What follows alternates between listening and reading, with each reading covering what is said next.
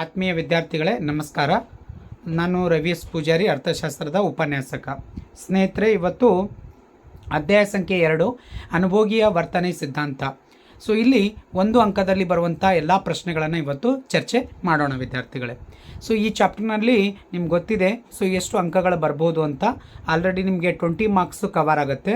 So ಯಾವ ಪ್ರಶ್ನೆಗಳು ನಿಮ್ಗೆ ಬರ್ಬೋದು ಅಂತಂದರೆ ಒಂದು ಸಲ ಹೇಳಿರ್ತೀನಿ ನೋಡ್ರಿ. 5 ಅಂಕದ ಒಂದು ಪ್ರಶ್ನೆ, ಒಂದು 6 ಅಂಕದ ಪ್ರಶ್ನೆ, ಒಂದು 4 ಅಂಕದ ಪ್ರಶ್ನೆ. ಸೊ ನೆಕ್ಸ್ಟ್ 2 ಅಂಕದ 2 ಪ್ರಶ್ನೆಗಳಿರುತ್ತೆ. ಸೊ ಅದಕ್ಕೆ ನೆನಪಿರಲಿ ನಿಮಗೆ. ಸೊ ನೋಡಿ, 5 + 6 11, 11 + 4 15, ಹೌದಾ? ಸೊ 15 + 2 ಅಂದರೆ 17, 17 + 2 18, ಹೌದಾ? 19 ಆಯಿತು. ಸೊ ಪ್ಲಸ್ಸು 1 ಇರುತ್ತೆ. ಸೊ ಪ್ಲಸ್ ಅಂದರೆ ಯಾವುದು ಅಂದರೆ ಅದು ಚೂಸ್ ದಿ ಕರೆಕ್ಟ್ ಆನ್ಸರ್ ಇರ್ಬೋದು, ಮ್ಯಾಚ್ ದಿ ಫಾಲೋವಿಂಗ್ ಆಗಿರ್ಬೋದು, ಅಥವಾ ಸೊ 1 ವರ್ಡ್ ಆಗಿರ್ಬೋದು. ಟೋಟಲ್ 20 ಮಾರ್ಕ್ಸ್ ಇದೆ ನೋಡಿ ವಿದ್ಯಾರ್ಥಿಗಳೇ. ಸೊ ನೋಡಿ, ಸೊ ನಿಮ್ಗೆ ಆಲ್ರೆಡಿ ನಮ್ಗೆ ಕ್ಲಿಯರ್ ಮಾಡಿದ್ದೀನಿ. ಸೊ ನಮ್ಮ ಒಂದು ದ್ವಿತೀಯ PUCಗೆ ಅರ್ಥಶಾಸ್ತ್ರದಲ್ಲಿ ಟೋಟಲ್ ಎಷ್ಟು ಅಧ್ಯಾಯಗಳಿದೆ ಅಂದರೆ 11 ಇದೆ. 5 + 6 ಅಂತ. ಸೊ ಸೂಕ್ಷ್ಮ ಅರ್ಥಶಾಸ್ತ್ರದಲ್ಲಿ 5 ಚಾಪ್ಟರ್ಸ್ ಇದೆ, ಮತ್ತು ಸಮಗ್ರ ಅರ್ಥಶಾಸ್ತ್ರದಲ್ಲಿ 6. ಸೊ ಅದರಲ್ಲಿ ಈ ಒಂದು 2ನೇ ಚಾಪ್ಟರ್ನಲ್ಲಿ ಭಾಳಷ್ಟು ಒಂದು ಕಂಟೆಂಟನ್ನು ನಿಮಗೆ ಎಕ್ಸಾಮ್ಗೆ ಕೇಳುವಂಥದ್ದು. ಸೊ 20 ಮಾರ್ಕ್ಸು ಬರುವಂಥ ಸಾಧ್ಯತೆ ತುಂಬ ಇದೆ ವಿದ್ಯಾರ್ಥಿಗಳೇ. ಹಾಗಾಗಿ ಈ ಚಾಪ್ಟರ್ನಲ್ಲಿ ಯಾವುದೋ ಪ್ರಶ್ನೆಯನ್ನು ನೀವು ಸ್ಕಿಪ್ ಮಾಡದೆ ಸೊ ಎಲ್ಲ ಪ್ರಶ್ನೆಯನ್ನು ಕವರ್ ಮಾಡ್ಕೊಳ್ಳಿ ವಿದ್ಯಾರ್ಥಿಗಳೇ, ಹೌದಾ? ಸೊ ಯಾಕಂದರೆ ಇಲ್ಲಿ 20 ಮಾರ್ಕ್ಸ್ ಇಲ್ಲಿ ಬಂದರೆ ಇನ್ನೂ 4 ಮಾರ್ಕ್ಸ್ ಬಂದರೆ ಸಾಕು, ನೀವು ಏನಾಗುತ್ತೆ ಎಕನಾಮಿಕ್ಸ್ನಲ್ಲಿ ಪಾಸ್ ಆಗಿಬಿಡ್ತೀರಾ, ಹೌದಾ? ಪಾಸಿಂಗ್ ಮಾರ್ಕ್ಸ್ ಎಷ್ಟಿದೆ? 24 ಇದೆ. ಅದು ನಿಮ್ಗೆ ಗೊತ್ತಿರಲಿ, 80ಕ್ಕೆ, ಹೌದಾ? ಸೊ ಅದಕ್ಕೋಸ್ಕರ ನಾನು ಕಂಟೆಂಟಿಗೆ ಬರ್ತೀನಿ. ಸೊ ಡೈರೆಕ್ಟಾಗಿ ಏನು ಮಾಡೋಣ ಅಂದರೆ ನಿಮ್ಗೆ ಒಂದು ಸಲ ಹೇಳ್ತೀನಿ. ನಾನು ಯೂಟ್ಯೂಬ್ ಚಾನಲ್ ನಿಮ್ಗೆ ಗೊತ್ತಿದೆ, ಎಕನಾಮಿಕ್ಸ್ ರವಿ 1776 ಅಂತ, ಹೌದಾ? ಸೊ ಇವತ್ತು ಮೊದಲನೇ ಪ್ರಶ್ನೆಯನ್ನು ನಾನು ಚರ್ಚೆ ಮಾಡ್ತಾ ಬರ್ತಾ ಇದ್ದೀನಿ.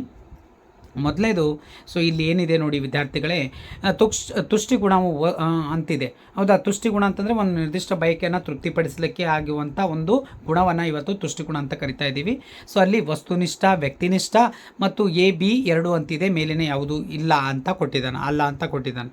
ಇಲ್ಲಿ ಏನಾಗಬೇಕು ಅಂದರೆ B ಆಪ್ಷನ್ ಸರಿಯಾಗಿರುತ್ತೆ ವಿದ್ಯಾರ್ಥಿಗಳೇ, ವ್ಯಕ್ತಿನಿಷ್ಠ ಅಂತ, ಹೌದಾ? ಯುಟಿಲಿಟಿ ಈಸ್ ಎ ಸಬ್ಜೆಕ್ಟಿವ್ ಅಂತ ನಾವು ಕರಿತಾ ಇದ್ದೀವಿ. ಅಂದರೆ ವ್ಯಕ್ತಿಯಿಂದ ವ್ಯಕ್ತಿಗೆ, ಸಮಯದಿಂದ ಸಮಯಕ್ಕೆ ಸೊ ಇದು ಏನಾಗ್ತಾ ಇದೆ, ಬದಲಾಗ್ತಾ ಹೋಗುತ್ತೆ. ಹಾಗಾಗಿ ಇಲ್ಲಿ ವ್ಯಕ್ತಿನಿಷ್ಠ ನೆನ್ಪಿಟ್ಕೊಳ್ಳಿ. ಸಬ್ಜೆಕ್ಟಿವ್ ಅಂತ ಅನ್ನೋದು ವರ್ಡನ್ನು ನೆನ್ಪಿಟ್ಕೋಬೇಕು. ಇಲ್ಲಿ ಸೊ ವಸ್ತುನಿಷ್ಠ ಅಂದರೆ ಅಬ್ಜೆಕ್ಟಿವ್ ಆಗುತ್ತೆ. ಹಾಗಾಗಿ ಅಬ್ಜೆಕ್ಟಿವ್ ಆಗೋಕ್ಕೆ ಸಾಧ್ಯ ಇಲ್ಲ, ಹೌದಾ? ನೆನಪಿರಲಿ ನಿಮಗೆ. ಎಸ್. ಸೊ ನೆಕ್ಸ್ಟ್ 2ನೇ ಪ್ರಶ್ನೆ ನೋಡಿ ವಿದ್ಯಾರ್ಥಿಗಳೇ, ಸಾಮಾನ್ಯವಾಗಿ ಒಂದು ಔದಾಸೀನ್ಯ ವಕ್ರರೇಖೆಯು ಆಕಾರವು ಅಂತ ಕೇಳ್ತಾ ಇದ್ದಾನೆ. ಸೊ ಅದಕ್ಕೆ ಇಲ್ಲಿ ಎ ಆಪ್ಷನ್ಸ್ ಏನಿದೆ, ಮೂಲಕ್ಕೆ P ನ ಮಧ್ಯವಾಗಿರುತ್ತದೆ, ಮೂಲಕ್ಕೆ ನಿಮ್ನವಾಗಿರುತ್ತದೆ, ಸೊ ಮತ್ತೆ ಸಮಾನಾಂತರವಾಗಿರುತ್ತದೆ, ಲಂಬಾಂತರವಾಗಿರುತ್ತದೆ. ಅಂದರೆ ಸೊ ಇಲ್ಲಿ ಔದಾಸೀನ್ಯ ವಕ್ರರೇಖೆ ಯಾವ ರೀತಿಯಾಗಿರುತ್ತೆ ಅಂದರೆ ಈ ರೀತಿಯಾಗಿರುತ್ತೆ. ಸೊ ಇಲ್ಲಿ ಲೆಫ್ಟ್ ಟು ರೈಟ್ ಡೌನ್ವರ್ಡ್ ಆಗಿರುತ್ತೆ, ಹೌದಾ? ಅದಕ್ಕೆ ಇದು ಯಾವುದು ಅಂದರೆ ಸೊ ಮೂಲಕ್ಕೆ ಏನು P ನಾವಾಗಿರ್ತದ, ಏನು ನಿಮ್ನ ಆಗಿರುತ್ತೆ ಅಂತ. ಸೊ ನಿಮ್ನ ಅಂದರೆ ಕಾನ್ಕೇವ್ ಇದ್ದಂಗೆ ರೀ, ಹೌದಾ? ಸೊ ನಿಮ್ನ ಅಂತಂದರೆ ಯಾವ ಥರ ಇರುತ್ತೆ ಅಂದರೆ ಈ ಥರ. ಸೊ ಇದು ಎಲ್ಲಿ ಬಂದಿತ್ತು ಹೇಳಿ ನೋಡೋಣ, ಚಾಪ್ಟರ್ ನಂಬರ್ 1ನಲ್ಲಿ, ಹೌದಾ? ಅದು ಯಾವುದು ಅಂದರೆ ಪ್ರೊಡಕ್ಷನ್ PPC ಅಂತೇಳಿ, production possibility frontier or production possibility curve ಅಂತ ಕರಿತಾ ಇದ್ದೀವಿ, ಉತ್ಪಾದನಾ ಸಾಧ್ಯತೆ ಗಡಿ. ಇದು ಏನಂತಾರೆ, ನಿಮ್ನ ಮಧ್ಯೆ ಆಗುತ್ತೆ. ಸೊ ಇದು ಏನಾಗ್ತದೆ, ಕಾನ್ವೆಕ್ಸ್ ಟು ದಿ ಒರಿಜಿನ್ ಅಂತ. ಅದು ಕನ್ನಡದಲ್ಲಿ ಏನಾಗುತ್ತೆ ಅಂತಂದರೆ ಮೂಲಕ್ಕೆ P ನ ಮಧ್ಯ ಅಂತ. ಹಾಗಾದರೆ ಯಾವುದು ಆಪ್ಷನ್ಸು ಸರಿ? ಸೊ ಯಾವುದು ಆಪ್ಷನ್ಸು ಸರಿ ಅಂತಂದರೆ ನಿಮ್ಗೆ ಗೊತ್ತಿದೆ ವಿದ್ಯಾರ್ಥಿಗಳೇ, ಎ ಆಪ್ಷನ್ಸ್ ನೋಡಿ ವಿದ್ಯಾರ್ಥಿಗಳೇ, ಮೂಲಕ್ಕೆ P ನ ಮಧ್ಯವಾಗಿರುತ್ತದೆ ಅಂಥೇಳಿ ನೀವು ನೆನ್ಪಿಟ್ಕೋಬೇಕು. ಎಸ್. ಸೊ ನೆಕ್ಸ್ಟ್ ಪ್ರಶ್ನೆಗೆ ಹೋಗೋಣ ವಿದ್ಯಾರ್ಥಿಗಳೇ. ಸೊ ಅನುಭೋಗಿ ಆದಾಯಕ್ಕೆ ಲಭ್ಯವಿರುವ ಸಂಯೋಜನೆಗಳು ಇವುಗಳನ್ನು ಅವಲಂಬಿಸಿದೆ. ಸೊ ಯಾವುದನ್ನು ಅವಲಂಬಿಸಿದೆ? ಇಲ್ಲಿ ಬಣ್ಣ, ಆಕಾರ ಕೊಟ್ಟಿದ್ದಾನೆ, ಇದು ಆಗಕ್ಕೆ ಸಾಧ್ಯನೇ ಇಲ್ಲ. ಸೊ ಬೆಲೆ ಮತ್ತು ಆದಾಯ ನೋಡೋಣ, ವೇಟ್ ಮಾಡೋಣ. ಸೊ ಆದಾಯ ಮತ್ತು ಗುಣಮಟ್ಟ ಅಂತ ಕೊಟ್ಟಿದ್ದಾನೆ, ಮೇಲಿನ ಯಾವುದು ಅಲ್ಲ ಅಂತ. ಸೊ ಇಲ್ಲಿ ಎ ಆಪ್ಷನ್ಸು ಅಲ್ಲ, ಸಿ ಆಪ್ಷನು ಅಲ್ಲ. ಸಿ ಆಪ್ಷನಲ್ಲಿ ಏನಾಗಿದೆ, ಆದಾಯ ಮತ್ತು ಗುಣಮಟ್ಟ ಅಂತ ಕೊಟ್ಟಿದ್ದಾನೆ. ಸೊ ಅದು ಆಗಕ್ಕೆ ಸಾಧ್ಯ ಇಲ್ಲ. ಆದರೆ ಅನುಭೋಗಿ ಆದಾಯಕ್ಕೆ ಲಭ್ಯವಿರುವಂಥ ಸಂಯೋಜನೆಗಳು ಎದರ ಮೇಲೆ ಇದೆ ಅಂತಂದರೆ ಬೆಲೆ ಮತ್ತು ಆದಾಯ, ಆ ವಸ್ತುವಿನ ಬೆಲೆ ಮತ್ತು ಅವನಲ್ಲಿ ಇರುವಂಥ ಲಭ್ಯವಿರುವಂಥ ಆದಾಯ, ಇವುಗಳಿಂದ ಅದನ್ನು ನಾವು ಅಳತೆ ಮಾಡ್ತೀವಿ. ಹಾಗಾದರೆ ಇಲ್ಲಿ ಆಪ್ಷನ್ಸ್ ಯಾವುದಾಗುತ್ತೆ ವಿದ್ಯಾರ್ಥಿಗಳೇ? ಸೊ ಅದು ಯಾವುದು ಅಂದರೆ B ಆಪ್ಷನ್ಸು ಸರಿಯಾಗಿದೆ ವಿದ್ಯಾರ್ಥಿಗಳೇ. ಓಕೆ. ಸೊ ನೆಕ್ಸ್ಟ್ ಪ್ರಶ್ನೆಗೆ ಹೋಗೋಣ ವಿದ್ಯಾರ್ಥಿಗಳೇ. ಪ್ರಶ್ನೆ ಸಂಖ್ಯೆ ನೋಡಿ ಇಲ್ಲಿ 4th. ಓಕೆ, ಸ್ವಲ್ಪ ದೊಡ್ಡದು ಮಾಡಿದ್ದೀನಿ ನಿಮ್ಗೆ ಕಾಣಲಿ ಅಂತ. ಓಕೆ. ಸೊ ನೆಕ್ಸ್ಟ್ ವಿದ್ಯಾರ್ಥಿಗಳೇ ಬಜೆಟ್ ರೇಖೆ ಸಮೀಕರಣ ಅಂತ. ಸೊ ಇಲ್ಲಿ P X plus P one X one is equal to M ಅಂತಿದೆ, ಈ ಆಪ್ಷನ್ಸು ಅಲ್ಲ. So M is equal to P zero Q zero plus P X ಅಂತಿದೆ, ಇದೂ ಆಗಕ್ಕೆ ಸಾಧ್ಯ ಇಲ್ಲ. ನೋಡೋಣ. ಸೊ ನೆಕ್ಸ್ಟ್ ಸಿ ಆಪ್ಷನ್ಸ್ ನೋಡಿ, P one X one plus P two X two is equal to M ಅಂತಿದೆ, ನೋಡೋಣ. ಸೊ ನೆಕ್ಸ್ಟ್ ಡಿ ಆಪ್ಷನ್ ನೋಡಿ, Y ಇಸ್ಸಿಕಲ್ to M X plus C ಅಂತಿದೆ. ಸೊ ಹಾಗಾಗಿ ಸಿ ಮತ್ತು ಎ ಬಿ ಡಿ ಅಂತ ಇಲ್ಲ, ಹೌದಾ. ಸೊ ಹಾಗಾದರೆ ಉಳಿತು ಯಾವುದು ಅಂತಂದರೆ, ಸೊ ಇಲ್ಲಿ ಸಿ ಆಪ್ಷನ್ಸ್ ಇದೆ ವಿದ್ಯಾರ್ಥಿಗಳೇ, ಸಿ ಆಪ್ಷನ್ ಸರಿಯಾಗಿದೆ. ಅಂದರೆ ಪಿ ಒನ್ ಅಂತಂದರೆ ನಿಮ್ಗೆ ಹೇಳ್ತೀನಿ ನೋಡಿ ವಿದ್ಯಾರ್ಥಿಗಳೇ, ಪಿ ಒನ್ ಅಂತಂದರೆ ಆರಂಭಿಕ ವಸ್ತುವಿನ ಬೆಲೆ, ಮತ್ತು ಎಕ್ಸ್ ಒನ್ ಅಂತಂದರೆ ಆರಂಭಿಕ ವಸ್ತುವಿನ ಪ್ರಮಾಣ, ಹೌದಾ. ಆರಂಭಿಕ ವಸ್ತುವಿನ ಬೆಲೆ, ಆರಂಭಿಕ ವಸ್ತುವಿನ ಪ್ರಮಾಣ. ನೆಕ್ಸ್ಟ್ ಪ್ಲಸ್ ಇದೆ ವಿದ್ಯಾರ್ಥಿಗಳೇ, ಪಿ ಟು ಎಕ್ಸ್ ಟು ಅಂತಿದೆ. ಪಿ ಟು ಎಕ್ಸ್ ಟು ಅಂದರೆ ಎರಡನೇ ವಸ್ತುವಿನ ಬೆಲೆ ಮತ್ತು ಎರಡನೇ ವಸ್ತುವಿನ ಪ್ರಮಾಣ.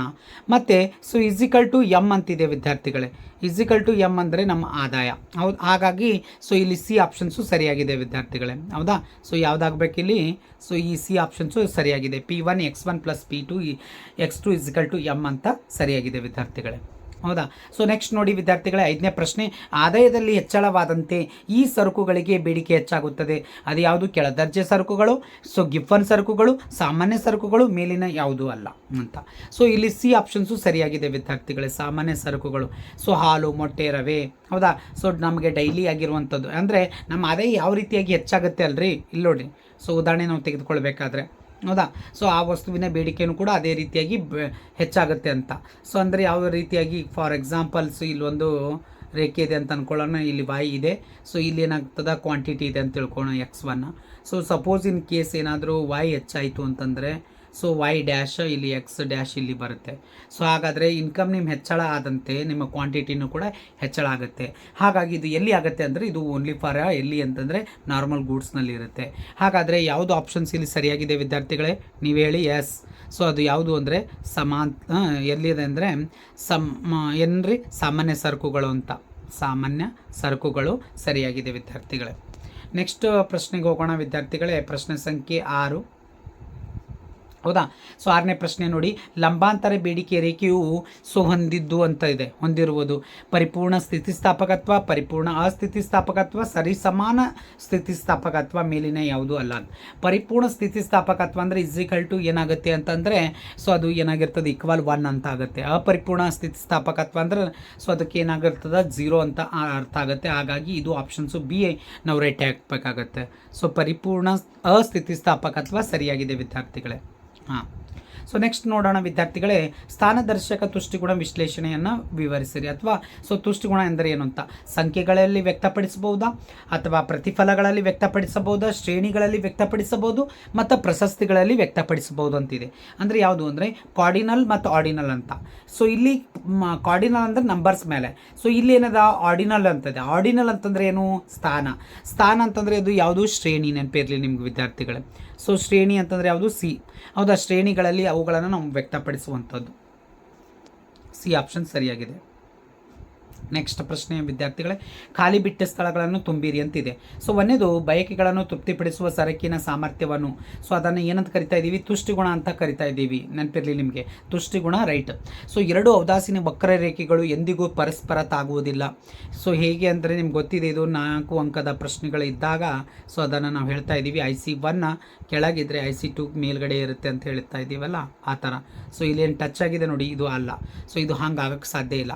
ಯಾವಾಗಲೂ ಕೂಡ ಏನಾಗಿರ್ತದಂದರೆ IC1 IC2 ಯಾವಾಗಲೂ ಕೂಡ ಎಡದಿಂದ ಬಲಕ್ಕೆ ಇಳಿಮುಖವಾದರೂ ಸಹ ಸೊ ಅದು ಏನಾಗ್ತಾ ಇದೆ ರೀ, ಸೊ ಟಚ್ ಆಗೋದಿಲ್ಲ. ಹಾಗಾಗಿ ನಿಮ್ಗೆ ಗೊತ್ತಿರಬೇಕು. ಸೊ ಅದಕ್ಕೆ ಆ ಪ್ರಶ್ನೆಗೆ ಏನಂತಂದರೆ ನೀವು ಹೆಸರು ಬರೀರಿ ಅಂದರೆ, ಎರಡು ಔದಾಸೀನ ವಕ್ರರೇಖೆಗಳು ಎಂದಿಗೂ ಪರಸ್ಪರ ಛೇದಿಸುವುದಿಲ್ಲ ಅಂತ ಬರೀರಿ, ಹೌದಾ. ಕೆಲವು ಕಡೆ ಏನಾಗಿ ತಾಗೋದಿಲ್ಲ ಅಂತ ಕೊಟ್ಟಿದ್ದಾನೆ, ಸೊ ಬೇಡ. ಸೊ ಛೇದಿಸುವುದಿಲ್ಲ ಅಂತ ಸರಿಯಾಗಿದೆ ವಿದ್ಯಾರ್ಥಿಗಳೇ, ಛೇದಿಸುವುದಿಲ್ಲ ಅಂತ ಬರೀ. ಆದಾಯ ಹೆಚ್ಚಾದಂತೆ ಸಾಮಾನ್ಯ ಸರಕುಗಳ ಬೇಡಿಕೆ ರೇಖೆಯು ಡ್ಯಾಶ್ ಭಾಗಕ್ಕೆ, ಸೊ ಅದು ಏನಂದರೆ ಎಡ ಇದ್ದಿದ್ದು ಬಲಕ್ಕೆ ಪಲಟ ಹೋಗುತ್ತೆ. ಹಾಗಾಗಿ ಬಲ ಭಾಗಕ್ಕೆ ಅಂತ ಬರೀರಿ ವಿದ್ಯಾರ್ಥಿಗಳೇ, ಬಲ ಭಾಗಕ್ಕೆ. ಸೊ ರೈಟ್ ವರ್ಡ್ ಅಂತ ಆಗುತ್ತೆ. ಹಾಗಾಗಿ ಬಲಭಾಗಕ್ಕೆ ಕರೆಕ್ಟ್ ಆಗಿದೆ. ಸರಕೊಂದರ ಬೇಡಿಕೆಯು ಅದರ ಬೆಲೆಯೊಂದಿಗೆ ಡ್ಯಾಶ್ ದಿಕ್ಕಿನಲ್ಲಿ, ವಿರುದ್ಧ ದಿಕ್ಕಿನಲ್ಲಿ ಚಲಿಸುತ್ತದೆ, ಹೌದು, ಅಪೋಸಿಟ್ ಡೈರೆಕ್ಷನಲ್ಲಿ ಚಲಿಸ್ತಾ ಇದೆ. ಹಾಗಾಗಿ ಸೊ ಅದಕ್ಕೆ ಅಪೋಸಿಟ್ ಅಂದರೆ ಯಾವುದು, ವಿರುದ್ಧ ದಿಕ್ಕು ಅಂತ ನೆನ್ಪಿಟ್ಕೊಳ್ಳಿ ವಿದ್ಯಾರ್ಥಿಗಳು.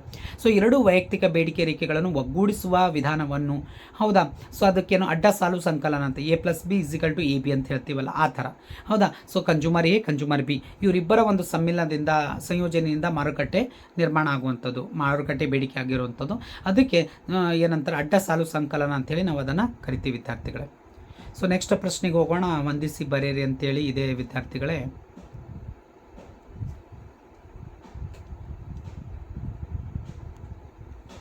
ಓಕೆ, ಸೊ ವಂದಿಸಿ ಬರೆಯಿರಿ. ನೋಡಿ ವಿದ್ಯಾರ್ಥಿಗಳೇ, ಇಲ್ಲಿ ಸೊ ಬೇಡಿಕೆ ರೇಖೆ ಅಂತಿದೆ. ಸೊ ಬೇಡಿಕೆ ರೇಖೆ ಅಂತಂದರೆ ಯಾವುದು ಅಂದರೆ ಇಲ್ಲಿ ಯಾವುದು ಆಗುತ್ತೆ ಅಂತ ನೋಡಿ, ಇಲ್ಲಿ ಸ್ವಲ್ಪ ಮೇಲ್ಗಡೆ ತೊಗೋತಿದ್ದೀನಿ. ಆ ಬೇಡಿಕೆ ರೇಖೆ ಯಾವಾಗಲೂ ಕೂಡ ಎಡದಿಂದ ಬಲಕ್ಕೆ ಏನಾಗಿರ್ತದೆ ರೀ, ಹೇಳ್ರಿ ನೋಡಮ್.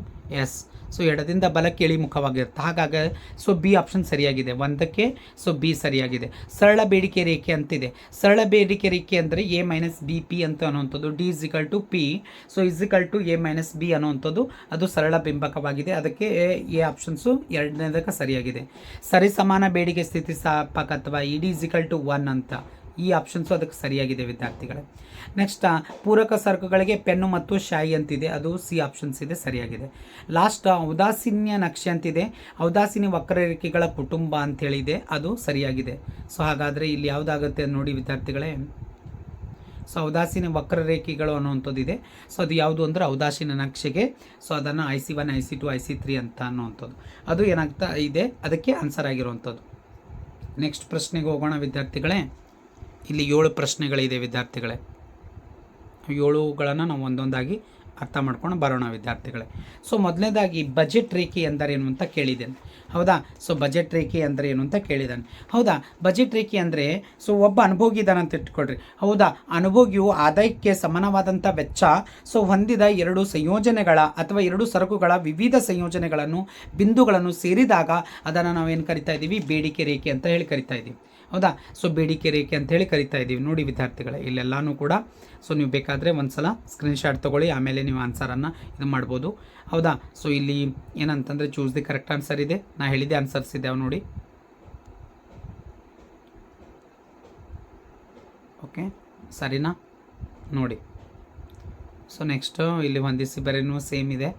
ಸೊ ನೆಕ್ಸ್ಟ್ ಇಲ್ಲಿ 1 ಅಂಕದ ಪ್ರಶ್ನೆ ನೋಡಿ ವಿದ್ಯಾರ್ಥಿಗಳೇ, ಸ್ನೇಹಿತರೆ, ಇದು ನಿಮಗೆ ಬೇಕಾಗಿರುವಂಥದ್ದು, ಹೌದಾ. ಬಜೆಟ್ ರೇಖೆ ಎಂದರೇನು ಅಂತ. ಸೊ ಬಜೆಟ್ ರೇಖೆ ಅಂದರೆ ಏನ್ರಿ, ಅನುಭೋಗಿ ಆದಾಯಕ್ಕೆ ಸಮಾನವಾದಂಥ ವೆಚ್ಚ, ಹೌದಾ. ಸೊ ಹೊಂದಿದ ಎರಡು ಸರಕುಗಳ ವಿವಿಧ ಸಂಯೋಜನೆಗಳ ಬಿಂದುಗಳನ್ನು ಸೇರಿಸಿದಾಗ ಲಭ್ಯವಾಗುವಂಥ ರೇಖೆಯೇ ಅದು ಬಜೆಟ್ ರೇಖೆ ಅಂತ. ಬಜೆಟ್ ರೇಖೆ ಯಾವಾಗಲೂ ಕೂಡ ಎಡದಿಂದ ಬಲಕ್ಕೆ ಇಳಿಮುಖವಾಗುತ್ತೆ, ನೆನಪಿರಲಿ ನಿಮಗೆ. ಸೊ ಸಂಖ್ಯಾಸೂಚಕ ತುಷ್ಟಿಗುಣ ಎಂದರೇನು, ವಿಶ್ಲೇಷಣೆ ಎಂದರೇನು ಅಂತ ಕೇಳಿದ್ದಾನೆ. ತುಷ್ಟಿಗುಣವನ್ನು ಸಂಖ್ಯೆಗಳಲ್ಲಿ ವ್ಯಕ್ತಪಡಿಸಬಹುದು ಎಂಬ ಕಲ್ಪನೆಯ ಆಧಾರದ ಮೇಲೆ ಸೊ ಮಾಡಲಾದ ತುಷ್ಟಿಗುಣದ ವಿಶ್ಲೇಷಣೆಯನ್ನು ಸಂಖ್ಯಾಸೂಚಕ ತುಷ್ಟಿಗುಣ ಎನ್ನುತ್ತೇವೆ. ಅಂದರೆ ಸಂಖ್ಯಾಸೂಚಕ ತುಷ್ಟಿಗುಣ ಅಂತಂದರೆ ಏನ್ರಿ, ಸಂಖ್ಯೆಗಳಲ್ಲಿ ಅವುಗಳನ್ನು ನಾವು ಏನು ಮಾಡ್ತಾ ಇದ್ದೀವಿ, ಸೊ ವಿಂಗಡಣೆ ಮಾಡ್ತಾ ಇದ್ದೀವಿ. ಸೊ ಅವುಗಳ ಆಧಾರದ ಮೇಲೆ ಅವುಗಳನ್ನೆಲ್ಲನೂ ಕೂಡ ವಿಂಗಡಣೆ ಮಾಡುವಂಥ ವಿಧಾನವನ್ನು ಸಂಖ್ಯಾಸೂಚಕ ತುಷ್ಟಿಗುಣ ಅಂತೇಳಿ ನಾವು ಅದನ್ನು ಕರಿತೀವಿ. ನೆಕ್ಸ್ಟ್ ವಿದ್ಯಾರ್ಥಿಗಳೇ, ಸೀಮಾಂತ ತುಷ್ಟಿಗುಣ ಎಂದರೇನು ಅಂತ ಕೇಳಿದ್ದೇವೆ. ಸೊ ಸೀಮಾಂತ ತುಷ್ಟಿಗುಣ ಅಂದರೆ ಏನು, ಸೊ ಒಂದು ಸರಕಿನ ಅಥವಾ ಸರಕಿನ ಪ್ರತಿ ಹೆಚ್ಚುವರಿ ಘಟಕದ ಅನುಭೋಗದಿಂದ ಒಟ್ಟು ತುಷ್ಟಿಗುಣದಲ್ಲಾಗುವ ಬದಲಾವಣೆಯನ್ನು ಸೀಮಾಂತ ತುಷ್ಟಿಗುಣ ಎಂದು ಕರೆಯುತ್ತೇವೆ. ಸೀಮಾಂತ ತುಷ್ಟಿಗುಣ ಅಂತಂದರೆ ಏನ್ರಿ, ಸೊ ಒಂದು ಹೆಚ್ಚುವರಿಯಾಗಿ, ಈಗ ಫಾರ್ ಎಕ್ಸಾಂಪಲ್ ಸೊ ಮೊದಲನೇ ಘಟಕದಲ್ಲಿ 12 ಸಿಕ್ಕಿದೆ ಅಂತ ತಿಳ್ಕೊರಿ, ಅದಾದ ನಂತರ ಬಿಫೋರ್ ನಂಬರ್ನಲ್ಲಿ ಯಾವುದೂ ಸಿಕ್ಕಿರಲಿಲ್ಲ, ಹಾಗಾದರೆ 12 - 0 = 12 ಆಗುತ್ತೆ, ಆ ಥರ. ಸೊ 12 ಆದ ನಂತರ 20 ಸಿಕ್ಕಿದೆ ಅಂತ ತಿಳ್ಕೊರಿ ಒಟ್ಟು ತುಷ್ಟಿಗುಣದಲ್ಲಿ, ಅವಾಗ ಏನಾಗುತ್ತೆ, 20 - 12 ಮಾಡಿರಿ 8 ಆಗುತ್ತೆ, ಆ ಥರ. ಸೊ ಎಷ್ಟು ಹೆಚ್ಚುವರಿಯಾಗಿ ನಾವು ಅವುಗಳನ್ನು ಪಡೆದುಕೊಂಡಿರ್ತೀವಿ ಒಟ್ಟು ತುಷ್ಟಿಗುಣದಲ್ಲಿ, ಎಷ್ಟು ಬದಲಾವಣೆಯಾಗಿದೆ ಅನ್ನುವಂಥದ್ದು. ಸೊ ಅದನ್ನೇ ನಾವು ಏನು ಕರಿತಾ ಇದ್ದೀವಿ ಇವತ್ತು, ಸೀಮಾಂತ ತುಷ್ಟಿಗುಣ ಅಥವಾ ಅಂಚಿನ ತುಷ್ಟಿಗುಣ ಅಂತಲೂ ಕೂಡ ನಾವು ಅದನ್ನು ಕರಿತೀವಿ ವಿದ್ಯಾರ್ಥಿಗಳೇ. ಸೊ ನೆಕ್ಸ್ಟ್ ತುಷ್ಟಿಗುಣ ಎಂದರೇನು ಅಂತ ಕೇಳಿದ್ದಾನೆ ನಾನು ನೋಡಿ. ಸೊ ಸರಕುಗಳು ಮತ್ತು ಸೇವೆಗಳಲ್ಲಿರುವ ಸೊ ಬಯಕೆಗಳನ್ನು ಅಥವಾ ಮಾನವನ ಬಯಕೆಗಳನ್ನು ತೃಪ್ತಿಪಡಿಸುವ ಅಥವಾ ಶಕ್ತಿಗೆ ತುಷ್ಟಿಗುಣ ಅಂತೇಳಿ ನಾವು ಅದನ್ನು ಕರಿತೀವಿ ನೋಡ್ರಿ ವಿದ್ಯಾರ್ಥಿಗಳೇ. ಸೊ ಸರಕು ಇದೆ, ಸೇವೆ ಇದೆ, ಸೊ ಇವುಗಳು ಏನಾಗಿದೆ, ಮಾನವನ ಬಯಕೆಗಳನ್ನು ತೃಪ್ತಿಪಡಿಸುವಂಥ ಒಂದು ಶಕ್ತಿ ಏನಿದೆಲ್ಲ ಆ ಶಕ್ತಿಗೆ ಇವತ್ತು ತುಷ್ಟಿಗುಣ ಅಂತೇಳಿ ನಾವು ಅದನ್ನು ಕರಿತೀವಿ ವಿದ್ಯಾರ್ಥಿಗಳೇ. ಸೊ MRS ಅನ್ನು ವಿಸ್ತರಿಸಿ ಅಂತಿದೆ. So marginal rate of substitution ಅಂತ ಇಂಗ್ಲೀಷ್ನಲ್ಲಿ ಹೇಳ್ತೀವಿ, ಇದನ್ನು ಸೀಮಾಂತ ಬದಲಿಕೆ ದರ ಅಂತೇಳಿ ನಾವು ಅದನ್ನು ಕರಿತೀವಿ. ನೆಕ್ಸ್ಟ್ ನೋಡಿ ವಿದ್ಯಾರ್ಥಿಗಳೇ, ಸೊ ಪ್ರಶ್ನೆ ಸಂಖ್ಯೆ ಎಷ್ಟು ಅಂದರೆ 6, ಹೌದಾ. ಸೊ ಔದಾಸೀನ್ಯ ವಕ್ರ ನಕ್ಷೆ ಎಂದರೆ ಏನು ಅಂತ ಕೇಳಿದ್ದೇನೆ. ಒಂದೇ ಮಟ್ಟದ ತೃಪ್ತಿಯನ್ನು ನೀಡುವ ಓಕೆ, ಎರಡೂ ಸರಕುಗಳ ವಿವಿಧ ಸಂಯೋಜನೆಗಳನ್ನು ಜೋಡಿಸುವ ರೇಖೆಯೇ ಔದಾಸೀನ್ಯ ವಕ್ರರೇಖೆ ಎನ್ನುತ್ತೇವೆ. ಹೌದಾ, ಔದಾಸೀನ್ಯ ವಕ್ರರೇಖೆ ಅಂತಂದರೆ ಎಡದಿಂದ ಬಲಕ್ಕೆ ಇಳಿಮುಖವಾಗಿರುತ್ತೆ. ಸೊ ಅದು ಎರಡು ವಸ್ತುಗಳ ಬಗ್ಗೆ, ಸೊ ಏನು ಮಾಡ್ತಾ ಇದೆ, ಎರಡು ಸರಕುಗಳ ಬಗ್ಗೆ ವಿವಿಧ ಸಂಯೋಜನೆಗಳನ್ನು ಜೋಡಿಸುವಂಥ ಒಂದು ರೇಖೆ ಆಗಿದೆ. ಸೊ ಅದನ್ನು ಇವತ್ತು ಔದಾಸೀನ್ಯ ವಕ್ರರೇಖೆ ಅಂತೇಳಿ ಕರಿತಾ ಇದೆ. ಕೊನೆಯದಾಗಿ ಪ್ರಶ್ನೆ 7ನೇ ಪ್ರಶ್ನೆ, ಬೇಡಿಕೆ ಎಂದರೇನು ಅಂತ. ಬೇಡಿಕೆ ನಿಯಮ ಅಂದರೆ ಅದು 2 ಅಂಕಕ್ಕೆ ಬರುತ್ತೆ, ಬಟ್ ಬೇಡಿಕೆ ಅಷ್ಟೇ ಕೇಳಿದಾನೆ ಇಲ್ಲಿ. ಸೊ ಬೇಡಿಕೆ ಅಂದರೆ ಅನುಭೋಗಿಯು ಒಂದು ನಿರ್ದಿಷ್ಟ ಸಮಯದಲ್ಲಿ ಗೊತ್ತಾದ ಬೆಲೆಯಲ್ಲಿ ಸರಕು ಕೊಳ್ಳುವ ಪ್ರಮಾಣಕ್ಕೆ ಬೇಡಿಕೆ ಎಂದು ಕರೆಯುತ್ತೇವೆ. ನೋಡಿ ವಿದ್ಯಾರ್ಥಿಗಳು, ಸೊ ಬೇಡಿಕೆ ಅಂತಂದ್ರೆ ಏನು, ಒಂದು ನಿರ್ದಿಷ್ಟವಾದಂಥ ಸಮಯ ಇದೆ, ಆ ಸಮಯದಲ್ಲಿ ಒಬ್ಬ ಅನುಭೋಗಿ ಏನು ಮಾಡ್ತಾ ಇದ್ದಾನ, ಸೊ ಗೊತ್ತಾದಂಥ ಬೆಲೆಯಲ್ಲಿ ನಿರ್ದಿಷ್ಟವಾದಂಥ ಬೆಲೆನ ಕೊಟ್ಟು ಅವುಗಳನ್ನು ಕೊಂಡುಕೊಳ್ಳುವಂಥ ಪ್ರಮಾಣಕ್ಕೆ ನಾವು ಇವತ್ತು ಬೇಡಿಕೆ ಅಂತೇಳಿ ಕರಿತಾ ಇದ್ದೀವಿ. ಹೌದಾ, ಅದನ್ನೇ ಡಿಮ್ಯಾಂಡ್ ಅಂತ ಕರಿತಾ ಇದ್ದೀವಿ. ಸೊ ಇಷ್ಟು 1 ಅಂಕದ ಪ್ರಶ್ನೆ ಇವತ್ತಿನ ಒಂದು ಚಾಪ್ಟರ್ನಲ್ಲಿ ಬರುವಂಥದ್ದು. ಸೊ ಇವತ್ತು ನಿಮ್ಗೆ ಗೊತ್ತಿದೆ, ಇದು ನನ್ನ ಯೂಟ್ಯೂಬ್ ಚಾನಲ್, ಸೊ ಗೊತ್ತಿದೆ ರವಿ ಎಕನಾಮಿಕ್ ಕ್ಲಾಸಸ್ ಅಂತ. So going to very well. So ಅದನ್ನು ಫಾಲೋ ಮಾಡಿರಿ, ಸಬ್ಸ್ಕ್ರೈಬ್ ಆಗಿರಿ, ಮತ್ತು ಇದನ್ನು ಎಲ್ಲರಿಗೂ ಕೂಡ ಶೇರ್ ಮಾಡಿ ವಿದ್ಯಾರ್ಥಿಗಳೇ. ಹೌದಾ, ಸೊ ನನ್ನ ಯೂಟ್ಯೂಬ್ ಚಾನಲ್ ಎಕನಾಮಿಕ್ಸ್ ರವಿ 1776 ಅಂತ. ಹೌದಾ, ಸೊ ತುಂಬ ಧನ್ಯವಾದಗಳು.